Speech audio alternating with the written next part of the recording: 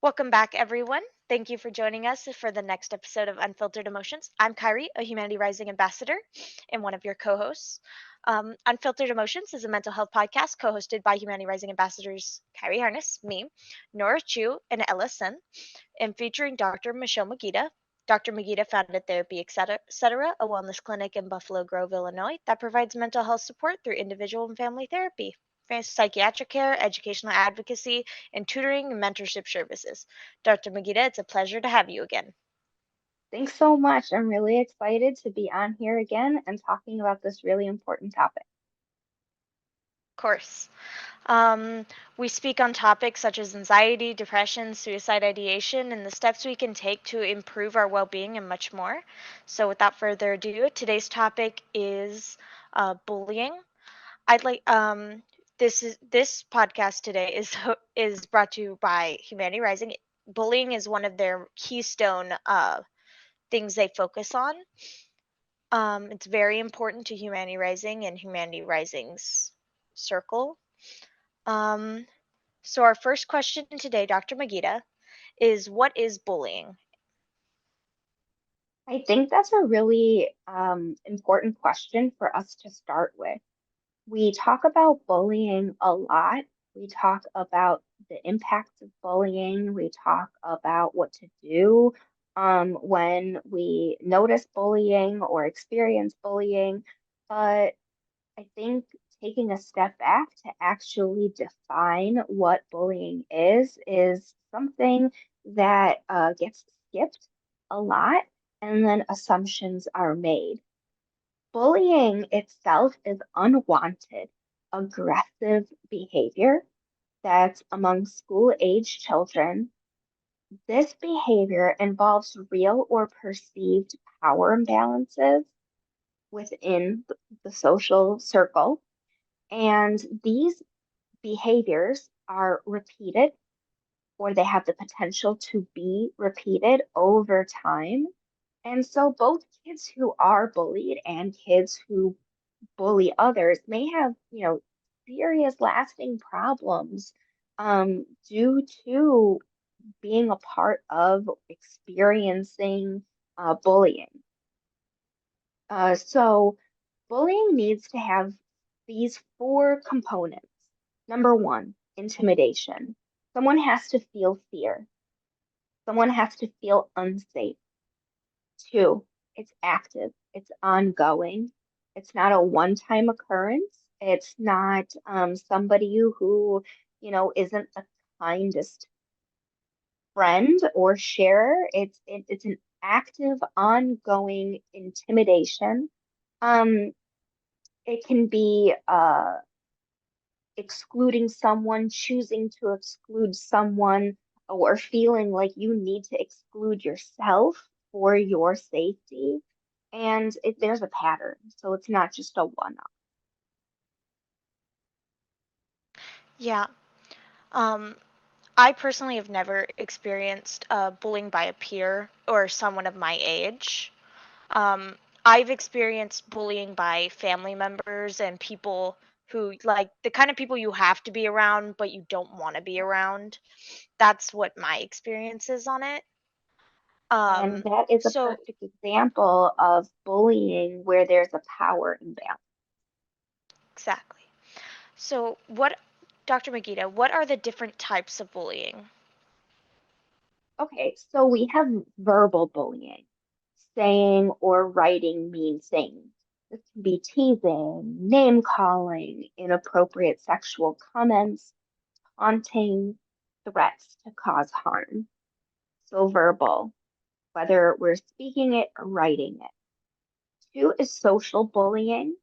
Sometimes I've heard this called relational bullying, and this involves hurting someone's reputation or relationship. This can look like leaving someone out on purpose, telling others not to be friends with someone on purpose, spreading rumors about someone, intentionally embarrassing someone in public. Those are all examples of social bullying. And then there's physical bullying. Physical bullying involves hurting a person's body or possessions. This includes kicking, hitting, punching, spitting, tripping, pushing, taking or breaking someone's belongings, making mean or rude hand gestures, and uh, it's important when we talk about bullying to understand all of the different components of the bullying situation.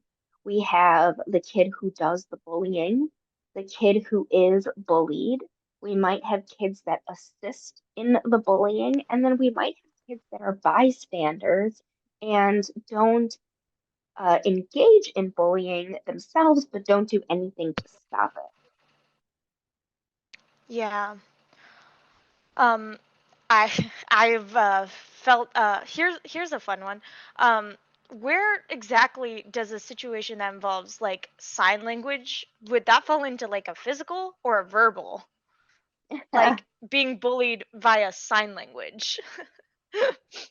Right. So if you're just talking about like the inappropriate sign language, then probably verbal. But if the sign language is a threat, like something like that, then I could see that being physical. Um, I think what you mentioned earlier is really important. We talk about bullying a lot in terms of peer bullying, and that's actually, you're Yeah. right, something that I started speaking to initially. And then you make the point of mentioning that bullying can happen in a variety of contexts and situations and different Yeah. kinds of relationships. So you have never experienced bullying by a peer, whereas I distinctly remember fifth grade. I was the new kid, moved in from a different district, and there's something unique about, you know, finding cohesion and connection with others. Like, oh, I'm safe because I'm going to be with the crowd on this one. We are all going to bully that person. And the weirdos, the geeks, the nerds, whatever, those are the kids that we oftentimes um, assume get bullied, but kids who English isn't their first language, kids that are new to the district, kids that are new to a school or whatever, that that can be really, really hard for them too. Yeah.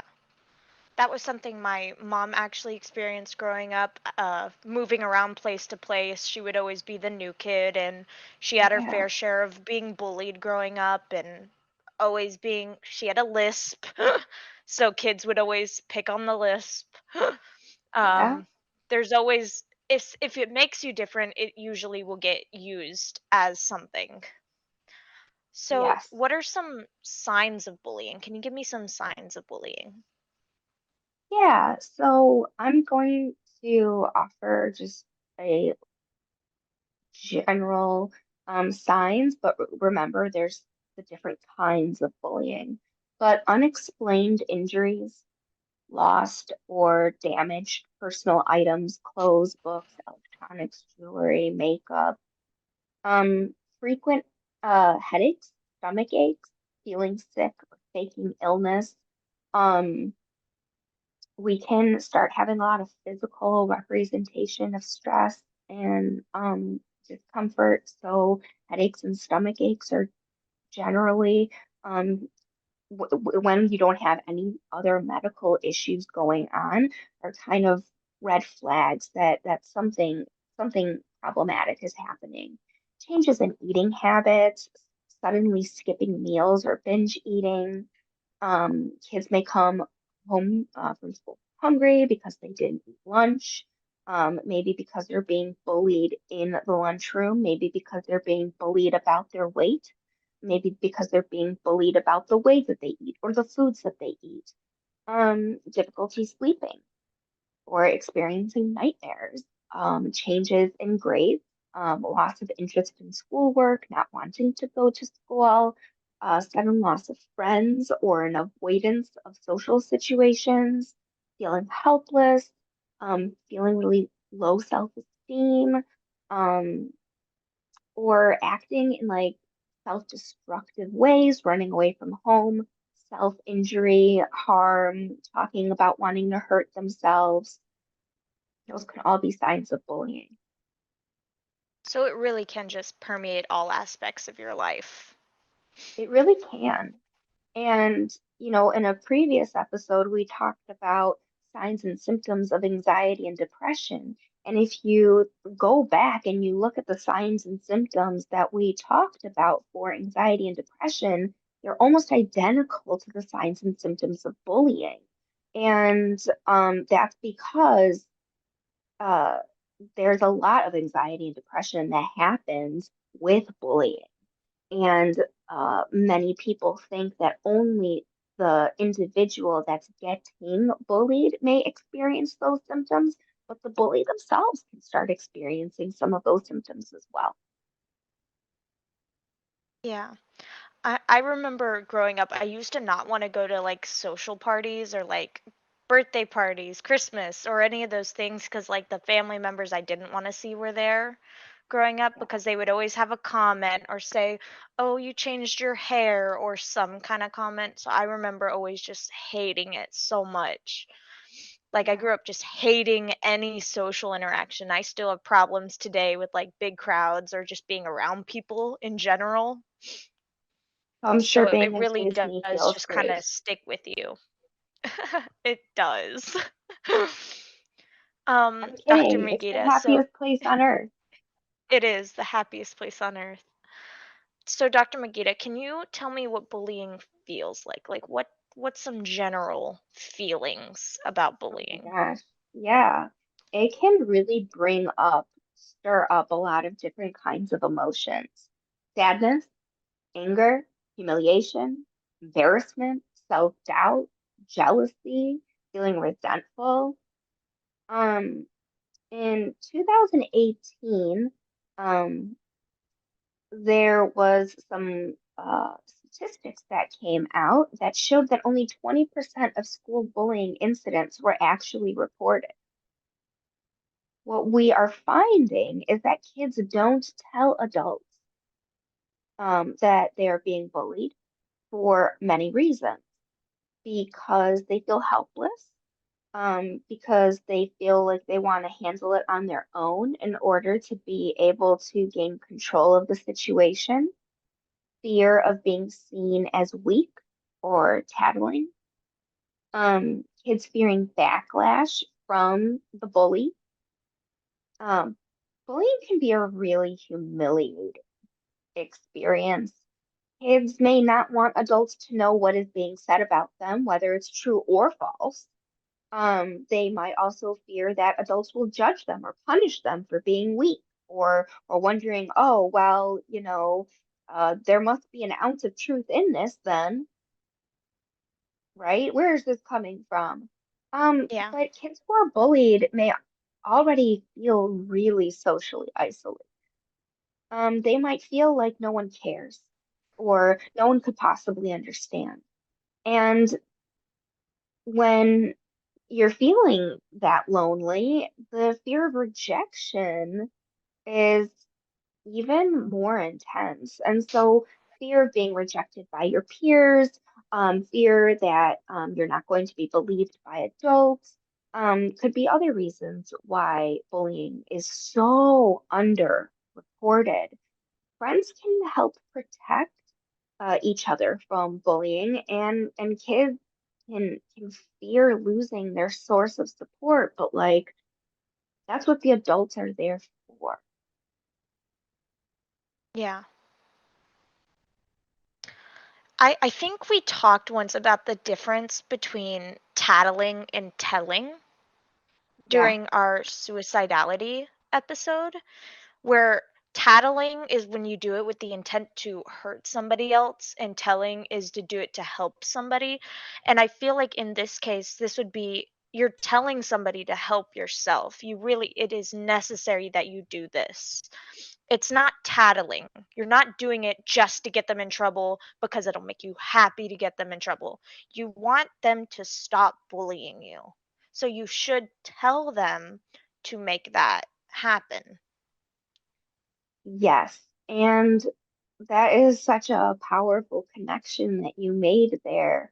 And remembering the discussion that we had in that previous episode, because remembering and reframing your thinking and understanding that telling is not tattling when it comes to safety and well-being.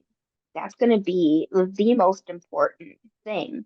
If an intent matters so much. If the intent is to seek support, of course it's okay. Um, and this is not something that any one person should ever feel like they need to just deal with, grow a thicker skin, or deal with on their own. Um,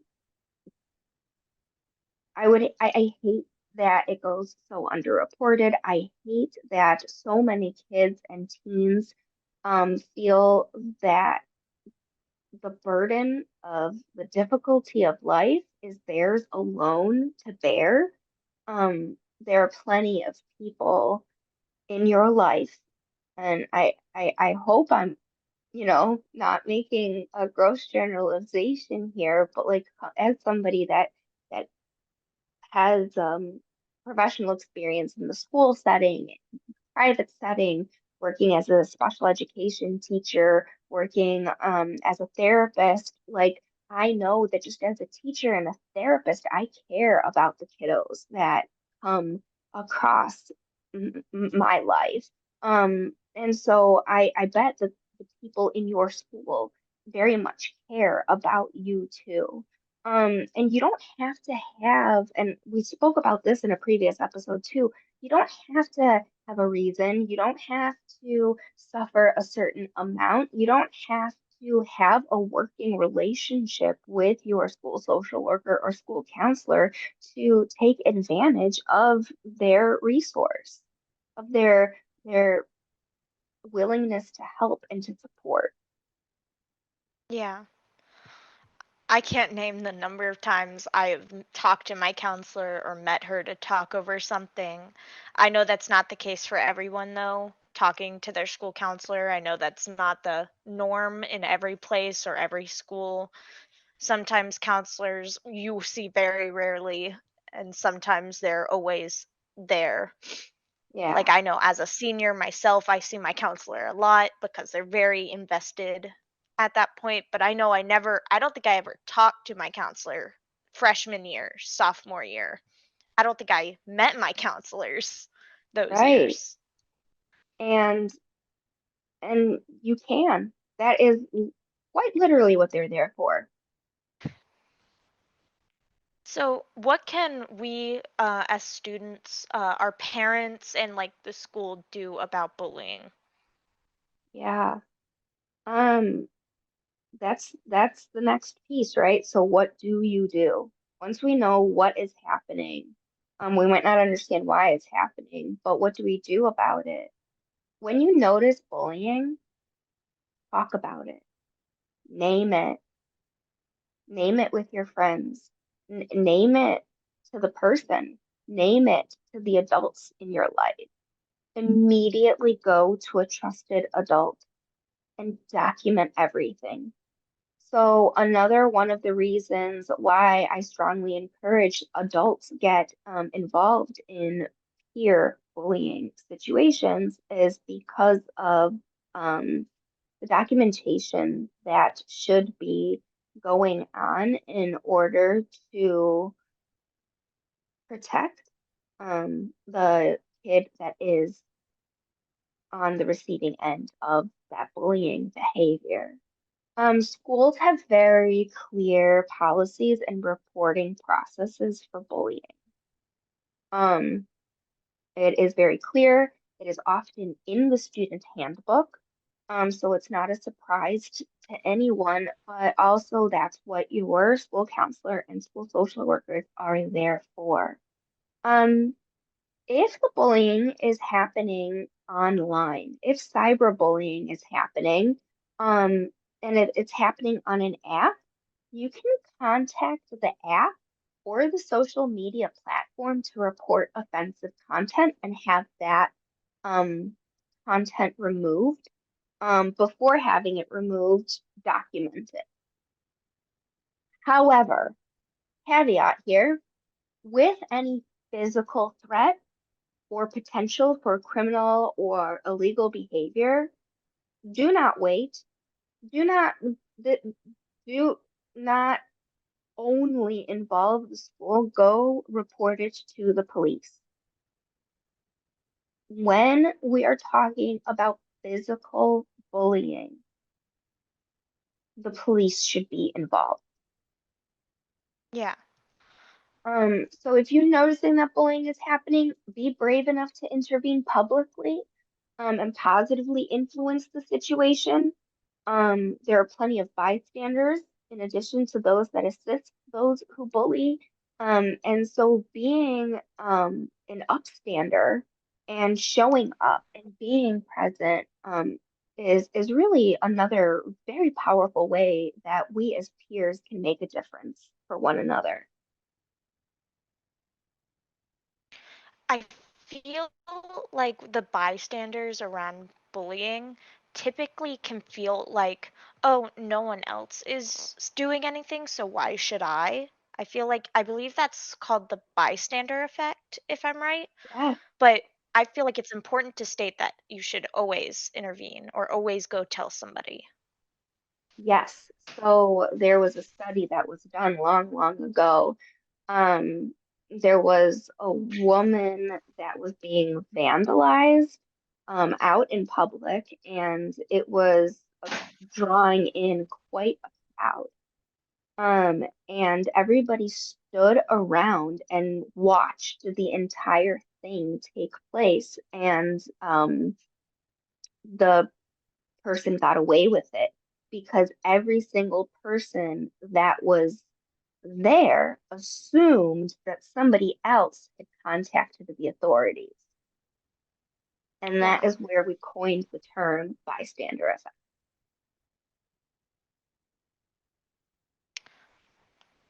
Well, that's all my questions. Dr. Magida, thank you so much for coming on today and joining me and with your passion to help youth enhance their mental health and overall well-being. Thank you so much for Also, having me. These are really, really thank important you. topics. They are. Thank you, anybody who's listening. Um, if you have a topic or question you'd like us to cover, please feel free to email us at students@humanityrising.org and join us next time as we continue exploring more unfiltered emotions. See you soon.